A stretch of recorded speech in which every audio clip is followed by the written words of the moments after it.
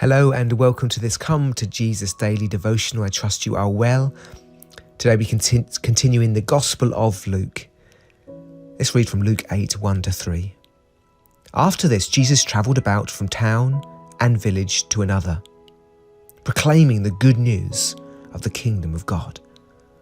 The 12 were with him, and also some women who had been cured of evil spirits and diseases, Mary, called Magdalene, from whom 7 demons had come out, Joanna, wife of Chuza, the manager of Herod's household, Susanna, and many others. These women were helping to support them out of their own means. Today I want us to reflect on this idea that Jesus invites us to be with him so as to make his mission our mission.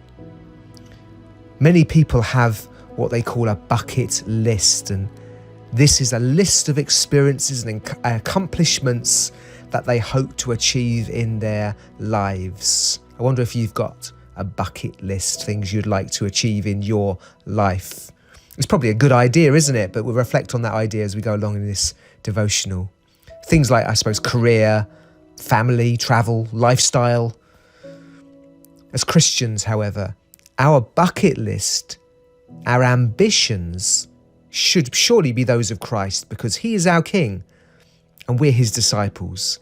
In our reading today, we see that Jesus' lifestyle is summarized like this. After this, Jesus travelled about from town and village to another, proclaiming the good news of the kingdom of God. Earlier in this gospel, he summarizes his mission like this in Luke 4:43-44.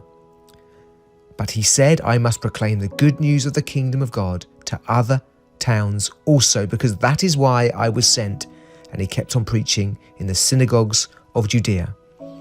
Jesus' mission was to proclaim the good news of the kingdom of God, and we're to share this mission together. Yesterday, we looked at what this kingdom and message is about.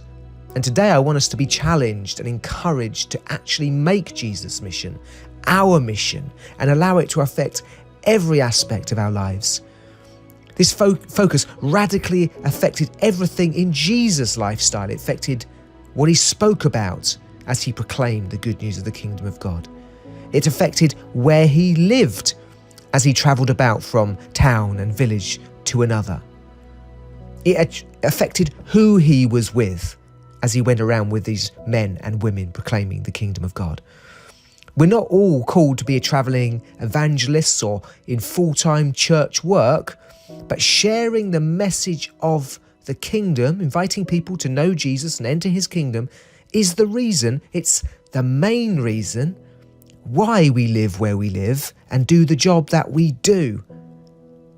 It's so important that we don't get distracted from this and get caught up with a worldly vision of life, which is about living completely for this world and making this is our true home and enjoying everything here as much as we can. And I'm not saying we shouldn't enjoy life, but our true purpose is to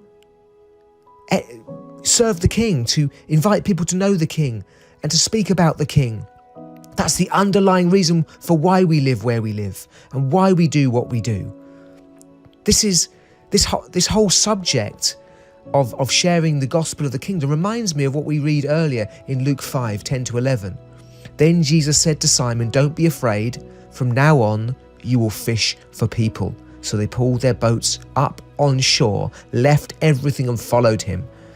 Here we see that we are called in wherever we live and in whatever we do, we're called to leave everything and follow him. In what we're doing, we're leaving everything and following him in it, if that makes sense. We become fishers of people and share the good news of the kingdom where he's placed us. We are fishers of people. So in response, Jesus invites us to be with him so as to make his mission our mission. I'm sure that most of us feel that we are failing and falling so short of devotion in sharing Jesus' message of the kingdom.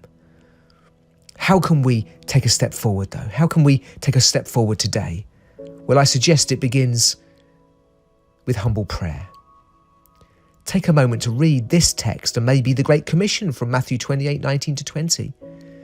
Maybe you could read what we read about in Luke 5 about being fishers of people, and pray that God would align your heart with his.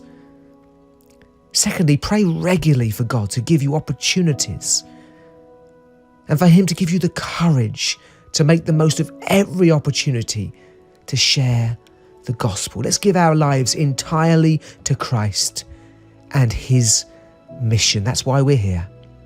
God bless you.